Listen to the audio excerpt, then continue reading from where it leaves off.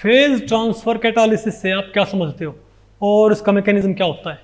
नमस्ते, मेरा नाम मनदीप दलाल है और इस लेक्चर में हम इन्हीं प्रश्नों के उत्तर खोजने की कोशिश करेंगे।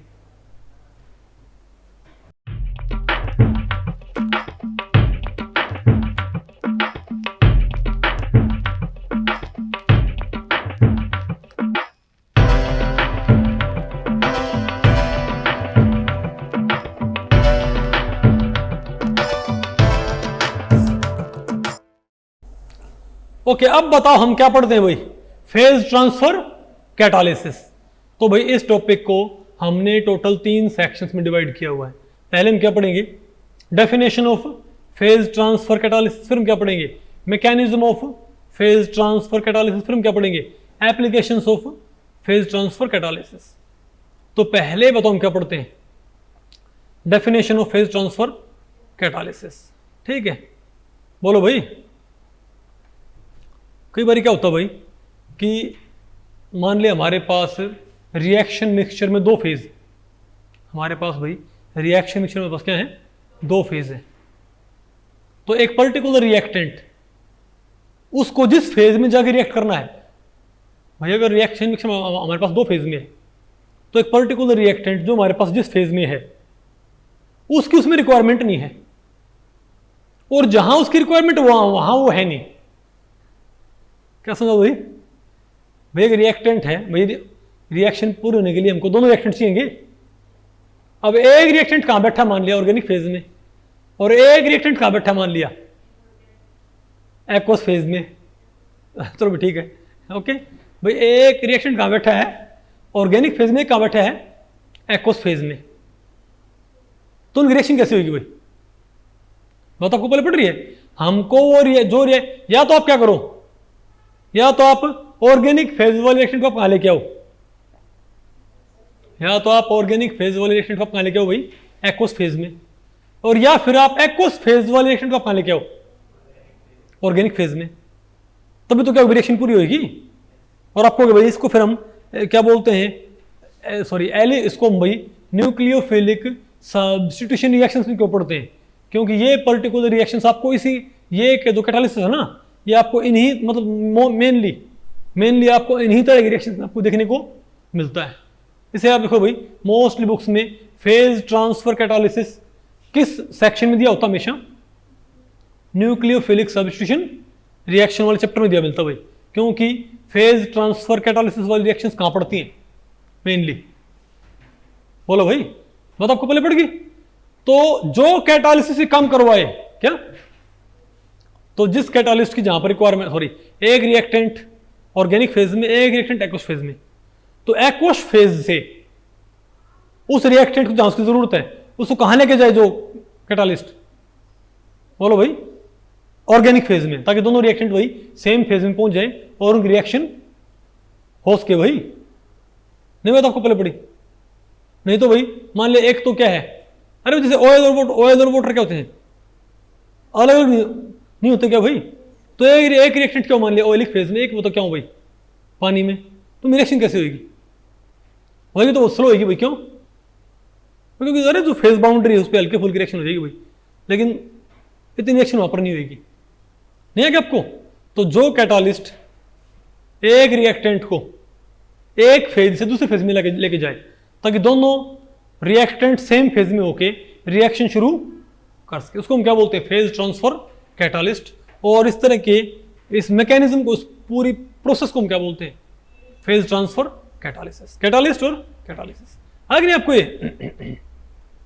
अब हम क्या पढ़ते हैं बताओ भाई? मैकेनिज्म ऑफ, बताओ भाई, mechanism of phase transfer catalysis. तो आप एक काम करो भाई, या तो आप क्या रखो? क्वार्टनरी अमोनियम सॉल्ट या क्वार्टनरी फॉस्फोनियम सॉल्ट। मान लिया आपसे R4N पॉजिटिव या P पॉजिटिव, बल्कि Cl, R4NCl या R4PCl और R4। तो बताओ भाई क्या हमारे पास? बोलो भाई, ये हमारे पास क्या है? क्वार्टनरी सॉल्ट्स हैं। क्योंकि अगर आपने यहां से Cl निकाल तो मेरे पास क्या बनेगा? तो भाई बोलो भाई, हमारे पास क्या बनेगा? या तो R4 एन पॉजिटिव। अरे भाई हम क्या बोलेंगे, क्वार्टनरी अमोनियम सॉल्ट्स या क्वार्टनरी फॉस्फोनियम सॉल्ट्स। ठीक है, इसका मैकेनिज्म भाई फेज ट्रांसफर कैटालिसिस का मैकेनिज्म दो तरीके से होता है, समझे बात? बोलो भाई, दोनों आपको बताएंगे। ठीक है, तो क्या होगा, क्वार्टनरी अमोनियम, अगर हमारे पास अमोनियम सॉल्ट है तो हमारे पास क्या बन जाएगी, quaternary ammonium ion R4 N positive. और अगर हमारे पास क्या है R4PCl फॉस्फोनियम सॉल्ट है तो भाई Cl नेगेटिव जाने के बाद क्या बने हमारे पास, क्वार्टनरी फॉस्फोनियम सॉल्ट। ठीक है, आप कहोगे इनकी जरूरत क्यों पड़ती है? आप ये मान लें, आप यहां पर माने भाई, आप ये मानो ये हमारे पास क्या सबस्ट्रेट, हमारे पास बताओ भाई, ये बताओ हमारे पास क्या, बताओ भाई, अरे भैया हमारे पास तो क्या है सबस्ट्रेट। आओ दो, हमारे पास भाई NaCN है, हमारे पास मतलब CN ने कहाँ जाना है, जो CN है ना साइनाइड आयन है, ये मानो एक्वस फेज में कौन हमारे पास, साइनाइड आयन, यानी न्यूक्लियोफाइल कहाँ बैठा है हमारा, एक्वस फेज में। ठीक है बात, और जो हमारा सबस्ट्रेट है वो कहां बैठा है बताओ भाई, ऑर्गेनिक फेज में। एक्वस फेज में कौन बैठा है, न्यूक्लियोफाइल, और सबस्ट्रेट कहां बैठा है हमारा, ऑर्गेनिक फेज में। तो ये भाई यहां से यहां पर नहीं जाएगा, और ये अगर यहां से यहां पर जाएगा भाई, देखो एक रिएक्शन भी होती है, अगर आप क्लोरोसाइक्लोऑक्टेन, क्या बताओ, अगर हमारे पास तो क्या है, अगर आप सोडियम साइनाइड और क्लोरो ऑक्टेन, ठीक है, अगर आप इनकी भाई रिएक्शन करवाते हो, अगर आप सोडियम साइनाइड और क्लोरो ऑक्टेन, मतलब क्लोरो ऑक्टेन तो क्या हमारा सब्स्टिट्यूट यहां बैठा है, और सोडियम साइनाइड हमारा तो कहां बैठा है, यहां बैठा है NaCN। ठीक है, तो सब्स्ट्रेट कहां है, तो हमारे पास किस तरह की सब्स्टिट्यूशन रिएक्शन होता हो भाई, बताओ भाई। यहां पर न्यूक्लियोफिलिक सब्स्टिट्यूशन रिएक्शन के लिए क्या इस न्यूक्लियोफाइल को ये एक्वस फेज छोड़ कहां जाना पड़ेगा, ताकि भैया क्या करे, सबस्ट्रेट यानी क्लोरो ऑक्टेन पे अटैक कर सके, इजंट इट। लेकिन दिक्कत क्या है, ये यहां से यहां पर गया, तो अगर साइनाइड यहां से यहां पर चला गया मान लिया, और कमाल देखो, अगर आप सोडियम साइनाइड और क्लोरोक्टेन को मिलाओगे ना तो कई दिन रिएक्शन ना होती। अब और भाई दिन छोड़ा, आप सुनिए, कई हफ्ते तक आप एक काम करो, आप क्लोरो ऑक्टेन और को मिला के रख दो, रिएक्शन ना हो भाई, उसमें थोड़ा क्या करो बताओ भाई, बताओ, फॉस्फोनियम या अमोनियम सॉल्ट डाल दो, फोस्फोनियम या अरे क्वार्टनरी फोस्फोनियम या अमोनियम सॉल्ट आप डाल दो थोड़े से, तो 2 ही घंटे में हमको बताओ क्या मिल जाएगा, बोलो भाई, प्रोडक्ट। यानी कि जो साइनो होगा ना, क्या होगा साइनो, वो Cl को उठा देगा, क्लोरो ऑक्टेन में Cl को कौन उठा देगा, साइनो। आपको कैसा कैसे हो गया भाई, पहले रिएक्शन क्यों नहीं हुई, बाद में रिएक्शन कैसे होगी भाई? पहले रिएक्शन ऐसी नहीं हुई क्योंकि अगर मान लिया ये साइनाइड यहां से यहां पहुंच जाए तो पीछे बताओ क्या बच जाएगा तो भाई, तो क्या इसकी इलेक्ट्रिकल न्यूट्रलिटी दोनों ही फेजेस की डिस्टर्ब नहीं होगी भाई? क्यों भाई? क्योंकि ये साइनाइड तो यहां से यहां पर चला गया, लेकिन पीछे बताओ क्या बच गया हमारे पास, सोडियम आयन। भाई साइनाइड तो यहां से यहां पर चला गया, लेकिन यहां पर तो क्या बच गया हमारे पास, तो हमारे पास एक्वस फेज क्या हो जाए, primarily negatively charge, sorry positive charge भाई, इजंट इट। और हमारे पास ये क्या हो जाएगा, आप कहोगे क्यों भाई, ये साइनाइड गया इससे रिएक्ट करने एक्वस फेज में, तो साथ के साथ सोडियम आयन क्यों नहीं होली? क्योंकि सोडियम आयन एक्वस फेज में क्या है, स्टेबलाइज्ड, इनका जबरदस्त क्या होता है, हाइड्रेशन। नहीं होता आपको पहले पड़ी भाई, सोडियम आयन का बहुत ज्यादा क्या होगा, हाइड्रेशन ही होगा, तो इसीलिए ये रिएक्शन नहीं होती। तो सोडियम आयन तो कहां बैठी रहती है, और कहती मैं नहीं जाऊं, बोलो भाई, ओके कहती है भाई कि ये आयन कहती है भाई कि इसको क्या बोलते हैं, ऑर्गेनिक फेज में ट्रांसफर नहीं होगा, अदरवाइज इससे तो क्या हो जाएगा, इलेक्ट्रिकल अरे भाई साइनाइड तो यहाँ पहुंच, मतलब साइनाइड यहाँ पहुंच गया, हम बोले साइनाइड साइनाइड पहुंचता रहे, तो भैया एक्वस फेज क्या हो जाएगा, एक तरह से पॉजिटिवली चार्ज, और ऑर्गेनिक फेज क्या हो जाएगा। खैर वो तो हम बोले तो इसने तो वहाँ पर रिएक्ट कर दिया, लेकिन वो इसने रिएक्ट किया तो भी तो वहाँ पर सील निकलेगा, नहीं बात आपको पहले पड़ रही है, इसने सील को हटा दिया तो वहाँ पर कौन निकल गया, सीएल और साइनाइड वहाँ पर अटैक हो गया। लेकिन भैया ये बात फेवरेबल नहीं है, क्योंकि इनकी इलेक्ट्रिकल यूटिलिटी क्या हो जाएगी, डिस्टर्ब। इसका एक ही सोल्यूशन है, किसी तरीके से हम सोडियम आयन यहाँ, साइनाइड आयन यहाँ से यहाँ पर जाए ना, तो हम सोडियम आयन को भेज दें, इजंट इट। लेकिन सोडियम आयन ऐसे भेजाना चाहेगी नहीं भाई, क्योंकि अब ये बहुत ज़्यादा बताओ क्या है, स्टेबलाइज्ड, इजंट इट। तो इसका बताओ सॉल्यूशन क्या हो, बोलो भाई बताओ इसका सॉल्यूशन क्या होगा, कि आप इसमें थोड़ा सा बताओ क्या डाल दो, क्वार्टनरी सॉल्ट। क्या, तो ये भाई ये अब सारा यहां से शुरू होगा। अब क्यू का मतलब यहां बताओ क्या है, अरे R4N प्लस, क्यू का मतलब R4N प्लस या R4P प्लस। तो ये तो बताओ मेरे पास क्या है, अब हम बात कर रहे हैं एक्वस फेज में, बताओ क्या है, सोडियम साइनाइड है, प्लस कौन हमारे पास, क्वार्टनरी सॉल्ट, ठीक है। तो ये जो क्वार्टनरी सॉल्ट है, ये बताओ किससे बाइंड कर लेगा, बोलो भाई, ये क्वार्टनरी सॉल्ट बताओ किससे अटैच कर लेगा, साइनाइड को, किससे भाई, साइनाइड को। तो बताओ हमारे पास एक इक्विलिब्रियम सेटअप हो जाएगी, तो कौन सी, एक तो क्या हो जाएगा, तो क्या हो जाएगा, अरे भाई क्यू प्लस तो किससे बाइंड कर लेगा भाई, इसके भी आयन, ये भी सॉल्ट और ये भी सॉल्ट, तो क्या बनेगा, क्यू प्लस तो CN से और थोड़ा बहुत ClNa से। तो ये भी तो हमारे पास क्या, ये इक्विलिब्रियम दोनों हमारे पास नहीं बन जाए क्या। अब बताओ ये हमारे पास क्या हो गया, अब हम किसी नेगेटिव आयन को लेकर जा रहे, अब बताओ क्या हमारे पास ये Q plus CN negative, isn't it, Q plus CN negative. और एक बात और भी भाई, अब क्यू प्लस हमको पता है इसके पास, अरे भाई R ग्रुप नहीं, क्या क्वार्टनरी सॉल्ट है हमारे पास, R ग्रुप नहीं होंगे, और R ग्रुप क्या होते हैं बताओ भाई, एक तरह से हम कह सकते हैं अरे हाइड्रोफोबिक, तो इजीली कहां एंटर कर सकते हैं बताओ भाई, ऑर्गेनिक फेज में, इजंट इट। तो बताओ फिर ये हमारे पास जो क्यू प्लस CN बना है, ये बताओ कहां पहुंच जाएगा, बताओ फिर ऑर्गेनिक फेज में इजीली ट्रांसफर कर जाएगा, है ना, बिल्कुल आसान।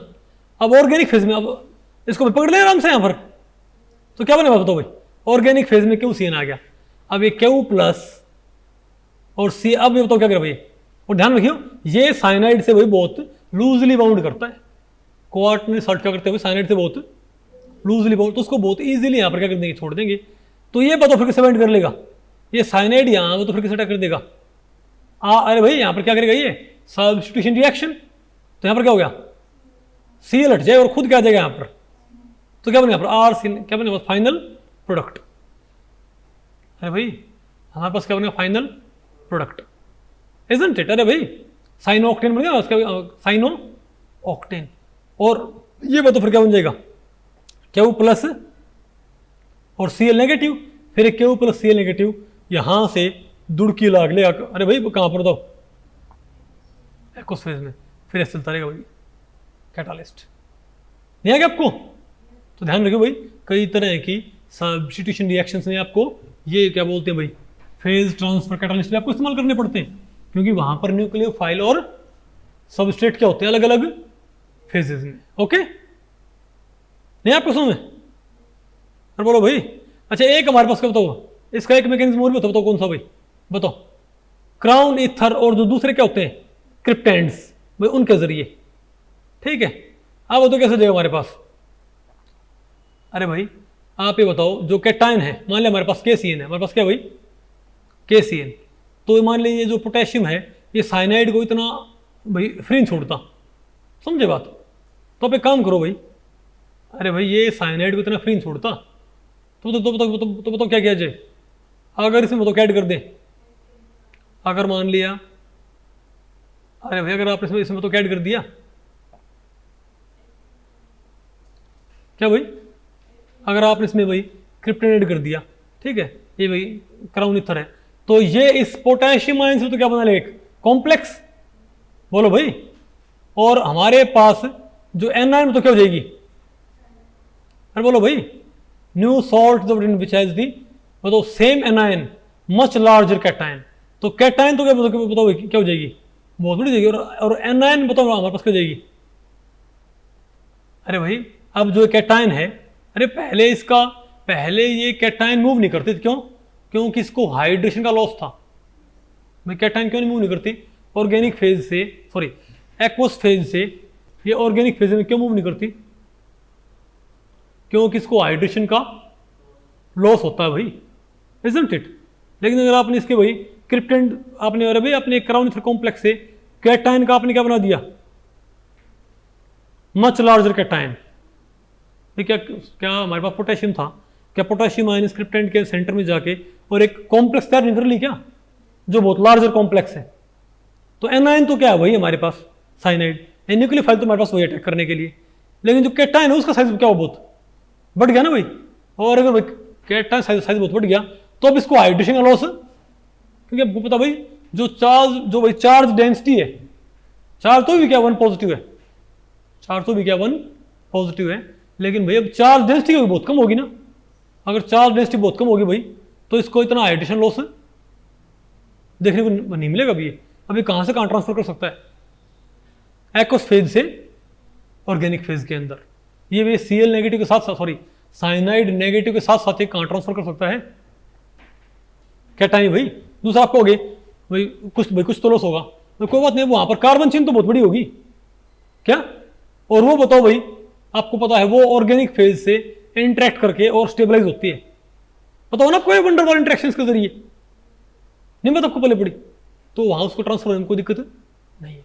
तो ये भी क्या होता है, तो एक मैकेनिज्म होता है भाई कि आप जो कैटायन है उसका आप कैटायन साइज बहुत बढ़ा दो, नहीं है ना आपको समझ।